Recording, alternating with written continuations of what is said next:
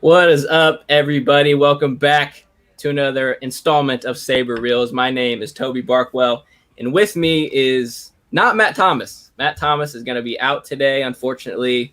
But with me, back on the show once again, Colin, my man. How are you doing? Dude, I'm doing fantastic. I cannot wait to talk some Star Wars. I need to talk some Star Wars. This is a big Star Wars day.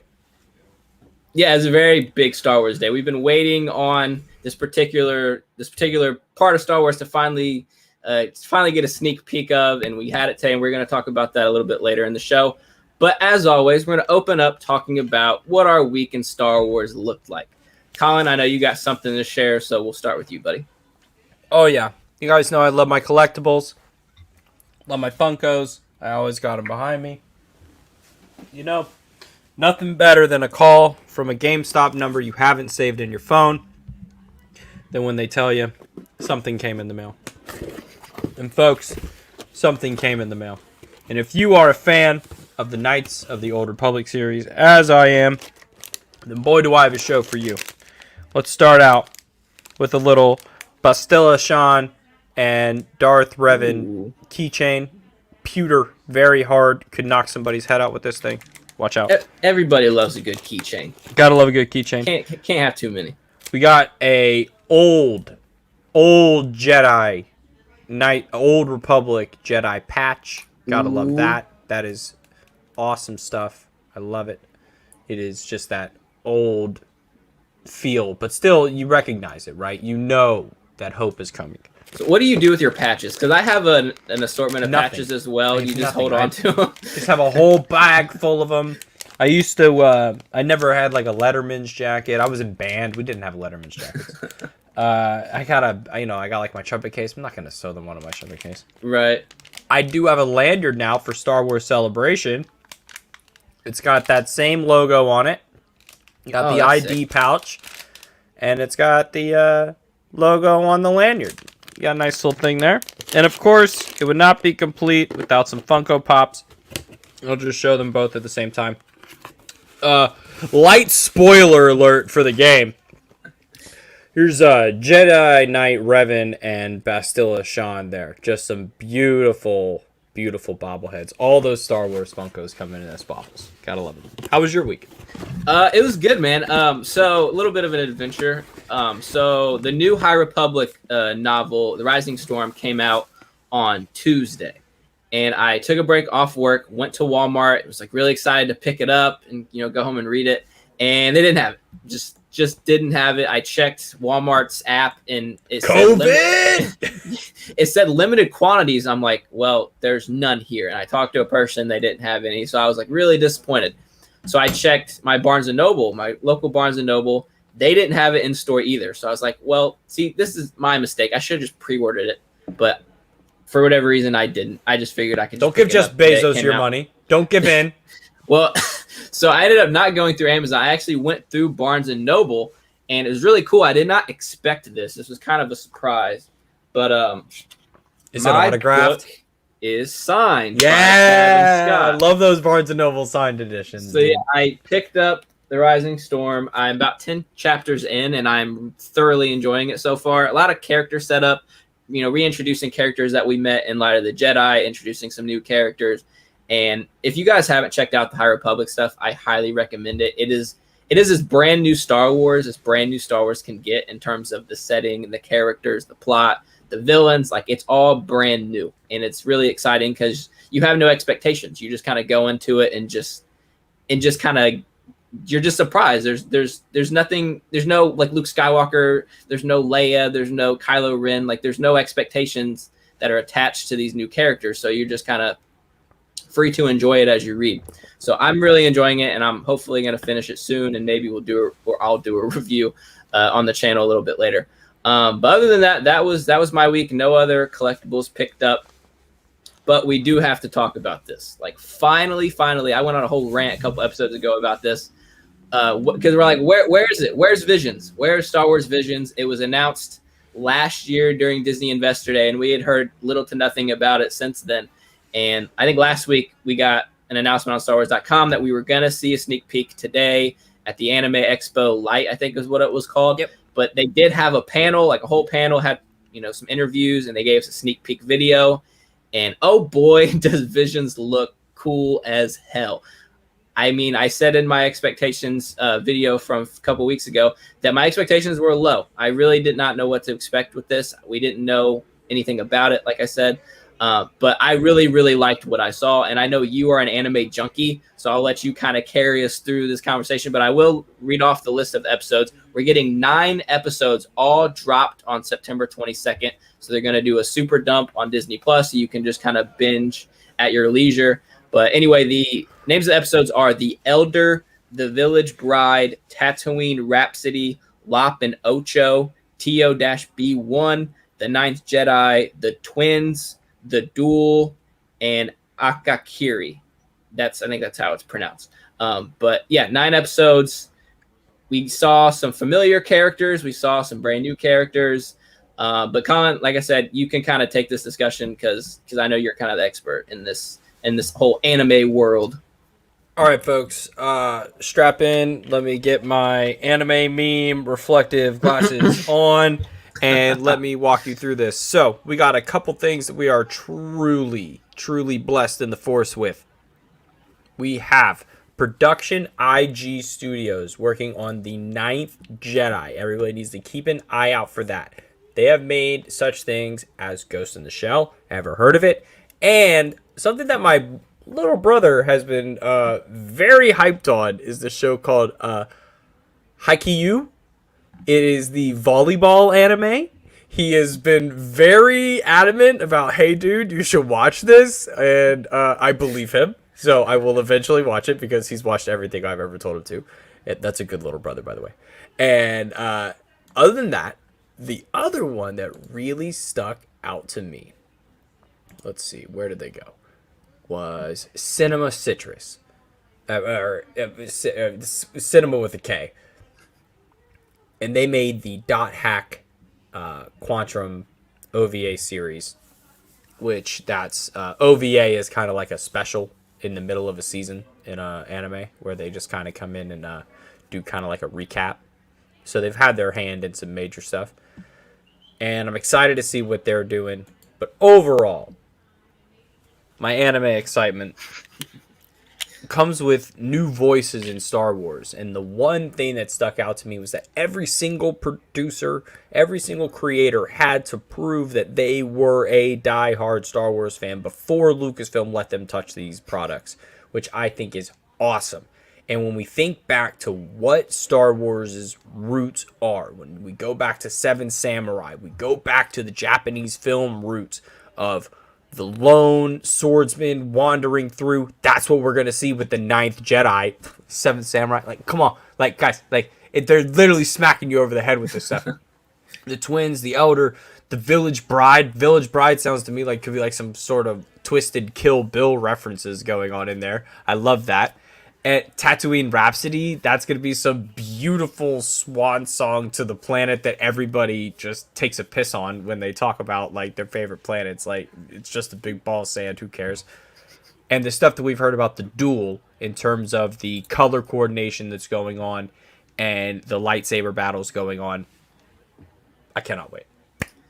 Yeah, it really does look cool. And one thing that I did see is just, I mean, I'm not familiar with anime, like I said, but just the art style just looks so incredible, and they all look very different. Well, let me introduce you to this thing called anime, where they have some art styles. Yeah, please educate me. But we saw Boba Fett, we saw Jabba the Hutt, so we have some familiar characters. I believe they're going to be in the Tatooine Rhapsody episode.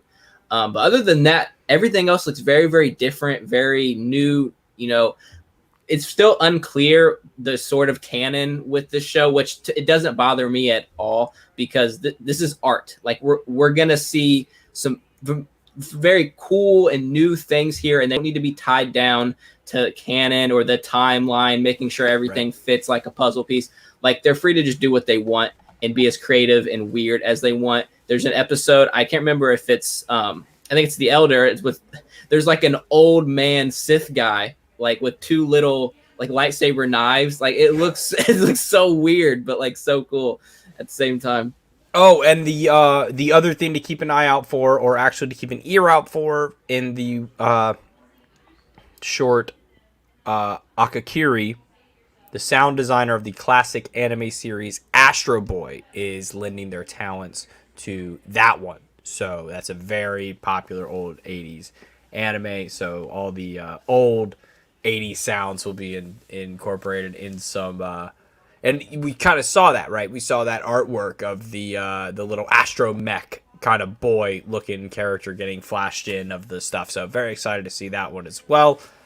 And Lucasfilm just seems to be figuring this out, that they've maybe created something that people want to make stuff about, and they're just going to let them make the stuff. Maybe you guys have to do less work now. Just saying.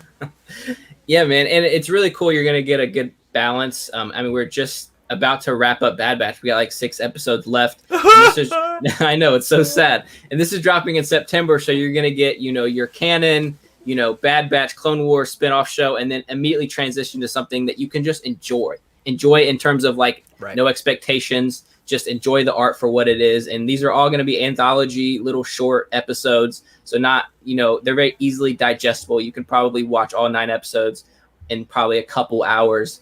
And we'll probably do a breakdown of maybe not every episode, but just the season as a whole when it all drops, because I'm sure there's going to be a lot to talk about. But shout out to Chris. Chris is in the chat. Toby and Colin, what? Together on the screen. I can't handle this. I know. Colin, you're going to be on the show a lot more often in the future. I got a good feeling. And Chris also, the weirder the anime sounds to noobs like Toby and I, the better it probably is. You're exactly right. That is so true. If I had to describe to you the 2 animes that I'm watching right now, you would be like, bro, what? And I'd be like, now listen. I'm 120 deep. Now, let me tell you why. Yeah, my anime expertise does not go beyond Dragon Ball Z, to be completely honest with you. I've seen literally nothing else. And but that was my in. I mean, Avatar? Watch Avatar? Yeah, the Avatar Last Airbender. Yeah, that counts, right? Yeah, 100% counts. I would 100% allow that count. And you know who got their start on Avatar The Last Airbender? Dave Filoni. It all comes back around in the end, as always. And Chris also said, I really need to attend the Colin Moore School of Watching and Navigating Anime. That should be a new segment on the channel. It's just you talking about anime. Just add it to the list of things we talked about here. The white guy who the only reason he was, well, not the only reason, but his easy in of being friends with more black people than white people growing up was that we all watched anime, and we would all be talking in the corner. All the white kids would be looking at everybody like, the fuck you guys watching? We're like, oh, you mean like your parents don't let you stay up till 11:30 and watch Toonami and watching like Inuyasha and Yu Yu Hakusho? They're like, what the fuck are you talking about? And we're like, bro, like, you don't know. Like, there is some serious stuff. Like, you learn some real lessons from anime that, like, aside from all the unnecessary boob grabs and weird incest in stuff that sometimes gets insinuated, that sometimes you're just like, okay, guys, no one's nose actually bleeds when they see a pretty girl. That's my one thing with anime where I draw the line, where I'm like, your noses have to stop bleeding. But speaking of people whose noses have stopped bleeding because of chips no longer in their brains. Wow. Great transition. Thank you so much. That was very good. Went through Lightspeed for that. Chris loves you, Colin, and I love him too. He loves me too, apparently. I don't believe him. Star Wars and incest, never heard of it. Yeah, you are correct, Chris. You are correct. Man, what are you talking about? There's no incest in Star Wars. Anyway, with that, we are going to transition into our conversation of the Bad Batch. We were not here last week because we had the Super Duper 250 stream. Thank you guys all once again for subscribing to the channel. We really appreciate it. And anyone who hung out with us last week during the big stream, I was only there for like half an hour, then I had to dip. But we appreciate you guys' support so much. But with that, we did not do Saber Reels last week, so we were not able to talk about episode 9, Bounty Lost. So we're going to cover that as well as episode 10, Common Ground, that came out on Friday. So with Bounty Lost, we pick up right where we left off. We're reintroduced to Cad Bane. Cad Bane kidnaps Omega, and we're like, oh no, like this is not good. Like we're halfway through the season and Omega's already getting kidnapped. Like, what? And by one of the more dangerous and well-known bounty hunters in the galaxy. So, like, man, where can we go from here? S tier bounty hunter. Like, Yes, S tier. Let's be clear. I did a list earlier on the other channel that I was on, Pop Culture Universe, with my boy Boggs. Cad Bane is, folks, my favorite bounty hunter that exists. He is literally Clint Eastwood walking around the Star Wars universe, and if you get in his way, he will put you the fuck down. And I was very disappointed at his lack of, like, just putting people down in this episode. But I also feared for his life because I love him. And I am so sad I cannot find his Funko Pop because its value has shot up. It was a $60 pop, and it is now a $225 pop because of 2 appearances in a Disney Plus series. It's so funny you mentioned that because when me and Matt were talking about episode 8, when we see Cad Bane, you weren't able to make it, but in the group chat, you literally just said his Funko Pop rose in price. Like, that was your big takeaway from the episode, was that your Funko rich. Pop is now worth way more than it was a couple weeks ago. It more than tripled in value. It almost has quadrupled in value. But you already know we're going to get a Cad Bane for Bad Batch Funko Pop. Like, very soon. We need, I'm so glad he didn't die. Let's just go ahead and get to, like, thank God for Rocket Boots. Like, Rocket Boots, because did you think he was done? Because I forgot about the Rocket Boots. Nah, you don't bring him back and then kill him off the next episode. Like, I just totally forgot about the Rocket Boots. I thought, like, the little droid was going to come around or somehow and save him. Like, his little droid is so cute. Oh, it's yeah, like Toto. The perfect little... Oh, man, it reminds me of, what's the name of Dr. Afra's C-3PO unit? Oh, I do not remember off the top of my head. But, like, has the total, like, cynical nature of, like, oh, no, like, my guy's going to do his job. Like, he doesn't mess up. Like, he never doesn't not do his job. And what I loved about this episode specifically was Omega's belief in her squad. And in comparison to the episode we're going to talk about that came out yesterday, how that belief is tested. Because that trust is tested. But that trust is built in this episode. And that's why the next episode can be the, I hate to say filler, but like the not so plot progression, episode as this was. It just reminds you that this is a story of, like, Star Wars is always a story of family. Mm-hmm. Finding somebody who doesn't believe in themselves and people around them believing in that person, no matter who they are, and that person, like, pushing past their limits, no matter what it is, whether it's like Omega just taking that last second to climb down those stairs. And if she didn't climb down those stairs, if she didn't fight off that bot, if she didn't fall down onto the flight platform, would she have been able to have been saved? It's all these things. Like, no, she's doing all these things for a reason. And it's all working out, and all the stuff that we learned in this episode, too. There was so much backstory. I was going to say, we did learn a lot in this episode. Did not spend a whole lot of time with the Bad Batch, but whenever they were on screen, we were constantly learning new information. So where do we begin? There's a lot of double crossing going on with the Caminos, with Fennec Shand, who we eventually see once again. Talk about the financial systems, guys. Let's just track the Cash App. Guys, Fennec is getting that digital Cash App. Whatever Cash App is in the Star Wars universe. My boy Lama Su, or isn't that his name? That's the Prime Minister. Yes. All he's got to do is track her. Track the payments. Doesn't track the payments. Nobody knows what's going on. Pretty sure we're not gonna find out that they're ever gonna, like, know what was going on. It's just gonna be this thing because it's more of, like, Fennec coming to, like, this, like, realization of, like, okay, I'm still gonna get paid, but if you ever need me later, it's just so good. I mean, let's get into it because there's a lot to kind of break down here. So we know the Kaminoans, they're trying to really get their clone facility, their clone program back up and running because the Empire just wants to shut it down. So their only real way to do that is to find Omega, because Omega is, as we learn, a first-generation clone of Jango. And that's why her name is Omega, because Boba was Alpha. So Boba was the first purebred Jango Fett clone to come out, and maybe as a backup plan, or we still don't really know why Omega was created, but now we have Omega, and she is also pure blood of Django, and they want to recruit her, or not really recruit her. They want to steal her and use her to create more clones that will be, better behaved or stronger, faster, whatever than the ones that we have now. And so Lama Su hires Fennec Shand. No, I'm sorry. Lama Su hires Cad Bane to steal her, to steal Omega, bring her back to Camino, and the idea is to take her DNA and then kill her. And then Lana Say hires Fennec Shand to keep her safe. So there's a whole lot of double crossing. Lord of the Rings. It's crazy, and obviously the Bad Batch are trying to get Omega back during this whole process. But I want to talk about like how self-reliant Omega is. Right? Oh, like she is kidnapped by, at the time, the best bounty hunter in the galaxy, and she escapes on her own. Let me fix your leg for you. I got it for you. I'll fix it right now, no problem. Fucking takes his leg, makes sure his leg doesn't work. Like, that was so smart.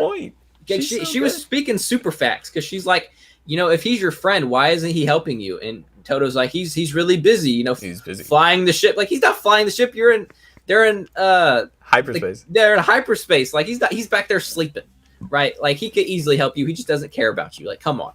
So and he does Toto's the whole Cad Bane at your service. He did the whole thing, man. He was all in it. He's like a character actor.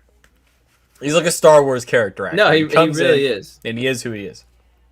No, but so the whole idea is that Cad Bane is taking Omega to this abandoned cloning facility. It's not on Camino. It's on a completely brand new planet. The name is escaping me. But it makes sense because Omega knows how to use those controls because she's familiar with them. That's why it's so easy for her to break in and get the doors open, to get her comms set up. So I really like that detail, because if they were just on some random ass planet, like, Omega's not really going to understand how to open these doors and to, make escaping a little bit harder. So I really like that they included that detail, that this is an abandoned cloning facility. And we see that moment where Fennec is trying to catch Omega, and Omega like dumps the clone alien on top of her. Like, that was super nasty. But it's funny because halfway through this episode, once you start to learn what's going on, you actually start to root for Fennec, right? Because like Fennec is now trying to protect Omega, and I don't know if we're gonna see her again. I feel like her job has kind of been accomplished now. Like, Lana Say says at the end, like, as long as she's safe, that's all that matters. And she's safe with the Bad Batch. So I don't believe we will see Fennec again. Maybe the last 2 episodes and like the grand finale, she might pop back up. But it's really cool how the Bad Batch were in this episode, but not really. And they don't really end up saving Omega. Like, they're just there to pick her up at the end. Right. Like, her entire plan, her entire escape was all her. There was no one there really helping her. The only thing that the Bad Batch did was able to intercept her comm and know where to pick her up. So, in that, transitions well into episode 10, Common Ground, where we see that Hunter is really reluctant on bringing Omega back into the field after what had just happened. Like, she had just got kidnapped. She was gone for, we don't know how long, but I would assume it was probably a day or a couple of days. And they're going to a separatist planet. So he's like, you know what? You need to stay here. Like, I don't want to bring you into the field. Just get her some popcorn. She's fine. Look, right, bro, yeah. It's all good. And I really felt for her in that moment, because she's packing up her bow. She's ready to go. Like when are we leaving, Sergeant? And he's like, Sarge? Nah, you're staying here. But actually, the episode opens up, and we're on the separatist planet, and the Empire is there, and they're really trying to start this transition as quickly as possible. So they have this senator give this speech, like, basically giving himself to the Empire, and he's like, nah, I'm not doing that. Said, fuck this noise. Yes, I'm not doing that. And so he gets captured, and his little droid buddy is what sends the comm to Sid, who Sid ends up hiring the Bad Batch to go get this job done.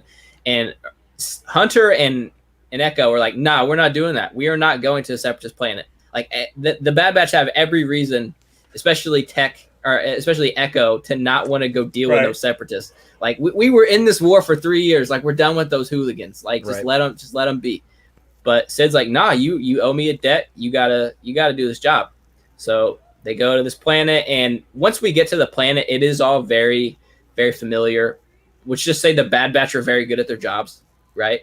Like they're very good at. They do what they do. They came in. They you know what? They set their phasers to stun, and they got the job done. That's one good detail that I'm glad you I love pointed that. out, Whenever is you that- see the blue rings, you're like, my guys are thinking about their brothers. There's no way they're Exactly. going to put a bullet in their head. Meanwhile, every clone says, fuck you guys. We're going to fucking kill you. Yeah. And we don't care. Like, those dudes are ruthless. Number one, the shot from around the double building may be the second single greatest shot besides the one that took down the Death Star in Star Wars history. That shot from over the building was like Trae Young shooting from half court. Absolutely incredible shit. And nails the back right leg. Like literally nails the furthest, hardest shot you probably could have gotten in movement. It was like, nah, I got this. Like, what? That was incredible. I was sitting there looking at my cat. I was like, did you see that? Like, holy shit. That was awesome. There were a lot of moments of just watching the Bad Batch do their thing, which is very impressive. We have seen it before. We saw it during the 4-episode arc in season 7 of the Clone Wars. We've seen it a few times in this first season of the Bad Batch, but it's just always entertaining watching Hunter be the leader, telling, Tech and Echo where to go, and Wrecker just smashing things. And I really like the moment where they're trying to sneak into this building to get the senator, and he tells Tech and Omega, like, you guys go. And Tech's like, well, that's impossible because Omega's not here. And he's like, oh, you're right. So even when Omega's not there, he's thinking, oh, she could be very useful in this situation. But then let's just transition over to Omega and Sid, right? So apparently Omega is really good at Dejarik and really good at strategy, and Sid's like, I could probably bank on that, right? And that's exactly what she does. It's exactly what she does. My mom found out I was pretty good at pool when I was a kid. Same thing. Mean, it's kind of very snakish to like, oh, I'm going to recruit this 12-year-old to play Dejarik for me. This is fine. I'm totally okay with this because she pays off the debt. She actually no. What I'm saying is, in the moment, Sid's like, I'm going to take advantage of this child. And so that's a little weird to me, but it did work out in the end because Omega. But she got smarter. Yeah, she did, and Omega could have been selfish and kept her money to buy more Mantel mix. Okay, like she could have easily done that. Okay, let's just pontificate for a moment. 25 years from now, Omega's like 33, and she's like patrolling the galaxy. You don't think 33-year-old Omega couldn't sit down in a bar and woo a man into playing some for sure. Just be like, take him for all his worth, and now she knows, like, I can do this forever. I can literally sit here and make money off you guys, walk into a bar and take you for all you're worth. It reminded me a lot of Queen's Gambit. I don't know if you've watched Queen's Gambit, but at the very 100%. First few episodes where she's playing chess and you just slowly people start surrounding the table, like oh, she's really good at this, and and that's exactly what it was, right? And because she's playing a different game than they all were. That was the point of that show, and I think that's the point of how Omega's brain works, where, like, if you look at, like, we've definitely seen her have in the moment decision making that references, like, Hunter's skill set or even Tech's skill set or even Wrecker's skill set to a point with her intuition in the field of battle. And definitely Crosshair is now she's taken over definitely the role as the sniper with her bow, which I think is a beautiful addition in terms of just how that shit looks. But her, Dave Filoni, how much do I have to pay to watch the game between her and Hunter? Because I think that game would go all night, or is still going on right now. No, see, I actually disagree. I think Hunter is probably terrible at Dejarik, and he knows he's terrible. That's why when he says, if you beat me, we'll start bringing you back on. I think his strategic brain is her strategic brain. I think that's where she gets it from. So I thought that was definitely, like, two negatives or two positives going up against each other. They just, like, we're going to match each other move for move. I mean, I'm a little glad they leave it pretty ambiguous. You're just kind of left to determine what happens. Like, I don't think Hunter would win, and they'd be like, you're staying here from now on. What if you see them playing, like, in later episodes? Like, they're, like, Tech and Echo are, like, talking in the front of the ship with Wrecker about some random stuff. And then in the back, you just see, like, Hunter's just, like, getting his ass whooped by Omega, and he's like, right. Or it'd be really funny if the next episode opens and they're still playing, and like Wrecker and Tech and Echo are just passed out on the bar, and they're still like just staring at each other. How many more are they going to play? Right. But no, that is good that we are finally we're finally done with Sid. I mean, Sid was a very cool character, but now once again we're 6 episodes left. The crew can do what they want. Like they're kind of free to go do as they please. But with 6 episodes, it's like, man, 6 episodes isn't that much. Like that's not a lot of time. It's what we got with Clone Wars. It's about what we got with Clone Wars, wasn't it? Or was that 8? Was season 7? Oh yeah, season 7 was 12 9? episodes. 12? Right. It wasn't it 3 4-episode arcs? Damn, that was a lot. So I mean, in this case, you have 2 3-episode arcs, but Bad Batch isn't really doing the arc thing, so you really can't compare it to the Clone Wars. But either way, 6 episodes. So what have we seen that you want? That is there? Okay, so we have Crosshairs, right? So 6 episodes. How many episodes does Crosshair's story deserve? My opinion, I think 2, 2.5 maybe. If you let in like the back half of another episode, I just don't know if they're gonna. I don't know if I want Crosshairs to be how this show wraps up. Right. That's I here's the thing, because you have 6 episodes left. I imagine the last 2 will be like a 1-part. It'll be a 2-parter, right, to kind of end the season. And Crosshair is still our main villain. I would imagine that they will wait until those last 2 episodes to resolve our situation with Crosshair, whether he dies in combat, whether he comes back to the good side, gets his chip removed. However they're going to resolve that conflict, it will be in the last 2 episodes, which leaves 4 episodes in the middle for us to just kind of do what we want, I guess. So it could be some more filler episodes, which I don't like using filler because every episode we get more character development. I hate it too, but it's the Clone Wars in us, because there are those in the Clone Wars. We know right. they are. But some of the best Clone Wars episodes are standalone filler episodes. Still means they're filler. And another thing I could see too, which I actually probably prefer this if I could have it my way, the next 4 episodes is all about just let's start telling these clones what's going on. Let's start recruiting some clones on our side, telling them that they have inhibitor chips. Get those removed.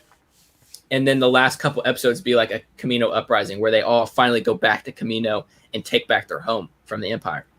Or if this is a multiple seasons thing, that could be way down the road. That could be like the finale of the show kind of thing.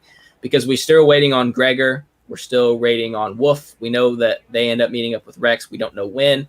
My theory, this is kind of silly, but I think it might happen, is that Gregor and Wolf will not be a part of the Bad Batch show at all, and that Captain Rex is going to get his own show to be announced in the coming months. And so Captain Rex will be a spinoff of the Bad Batch, and it will be all about him finding Wolf and Gregor and other clones. And what if the next 3 episodes are just that story? Just that story, yeah. And you're just like, oh, I can't wait till next week when Rex is like, oh, Hunter, you told me I knew how to contact you.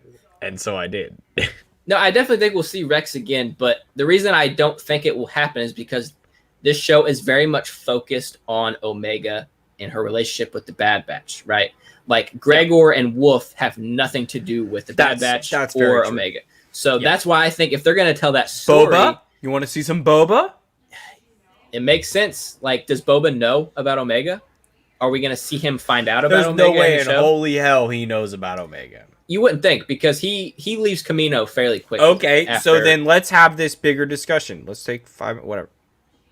Finnick, last time we saw her before this show, was sitting next to a man called Boba Fett, a.k.a. Alpha. So she has now had very close personal ties with Boba Fett and Omega. Right. Does this mean there's a possibility we see Omega in the book of Boba Fett?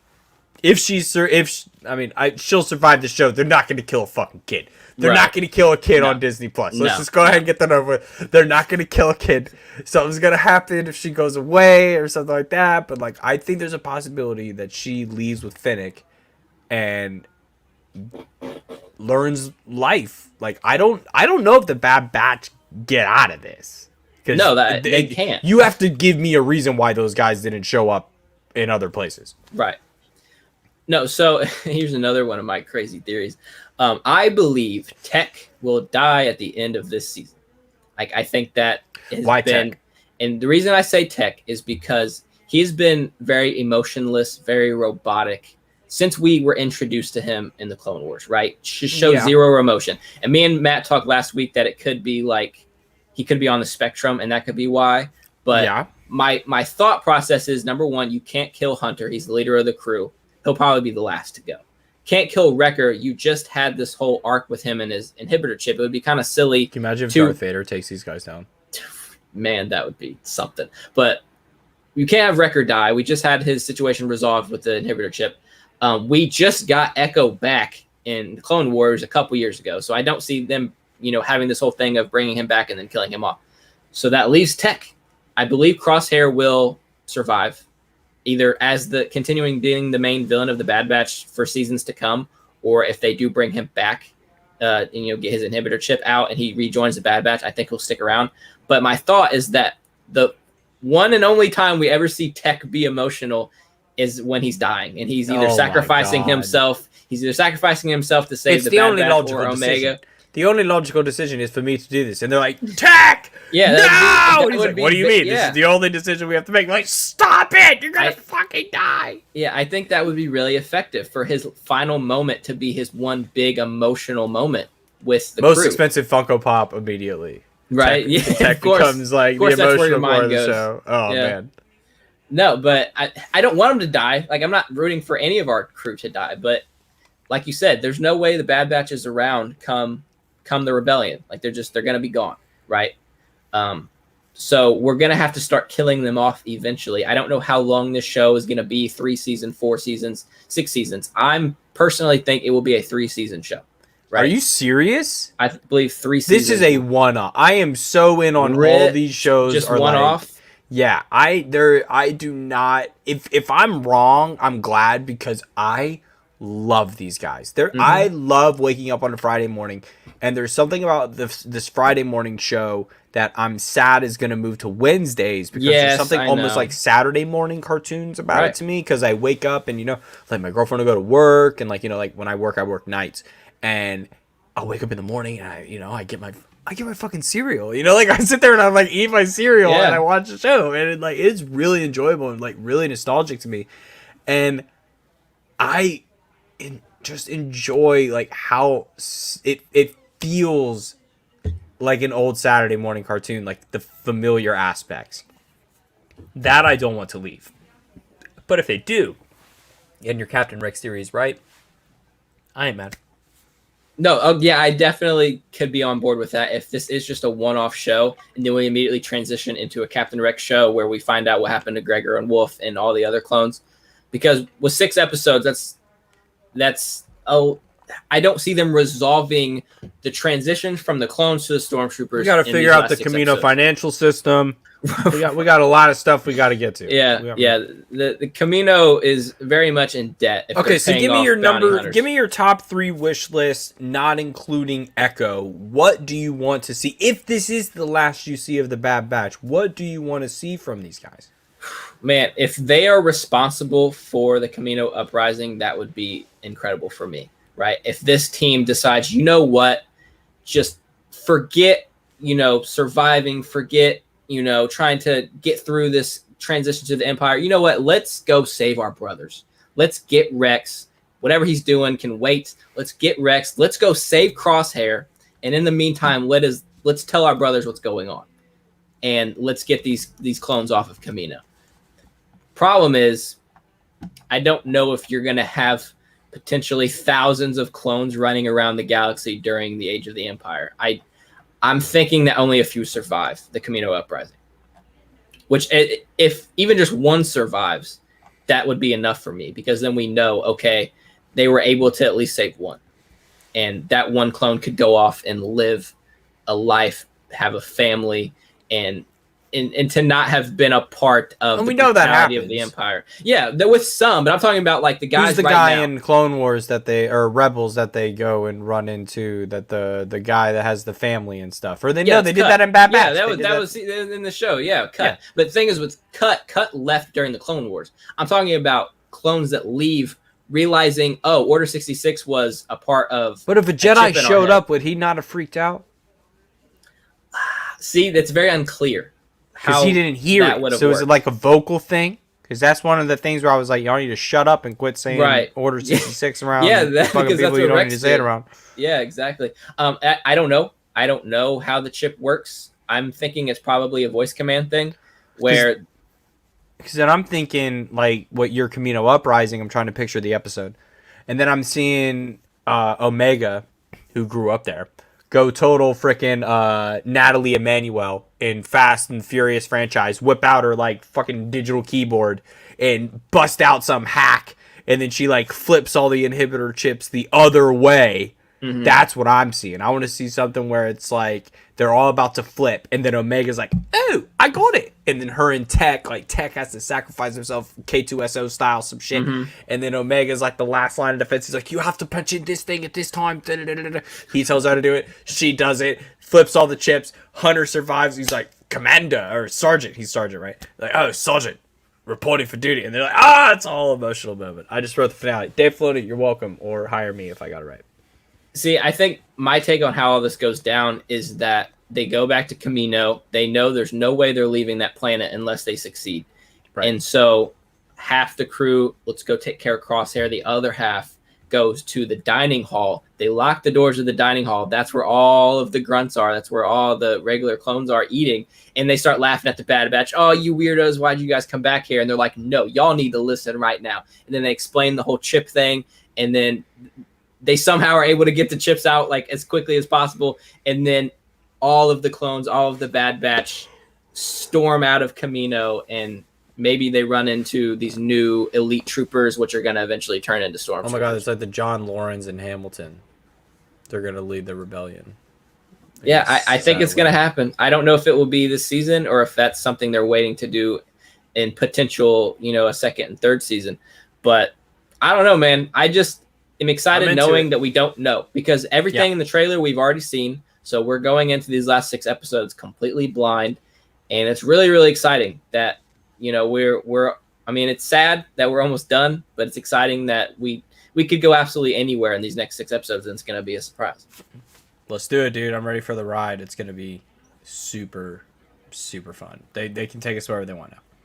Yeah, and it's going to be fun, and I can't wait to talk about it in future installments of Saber Reels. That is going to do it for this week's episode. Thank you guys so much for watching. Please like the video, subscribe to the channel. There's so much great stuff on this channel. We just went through a rebrand. If you like our new graphic, I like our new graphic, although I don't know why Chris's name is at the bottom.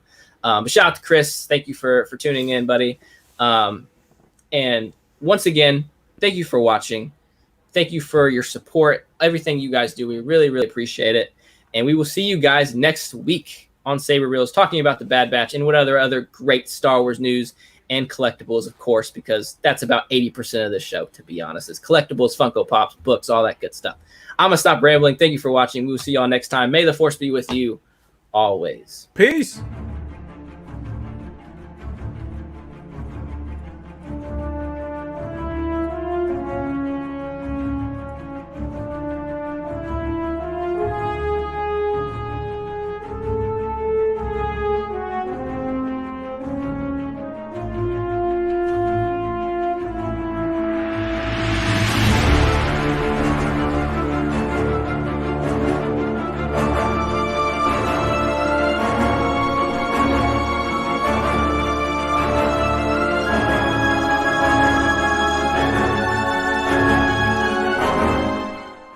Another happy landing.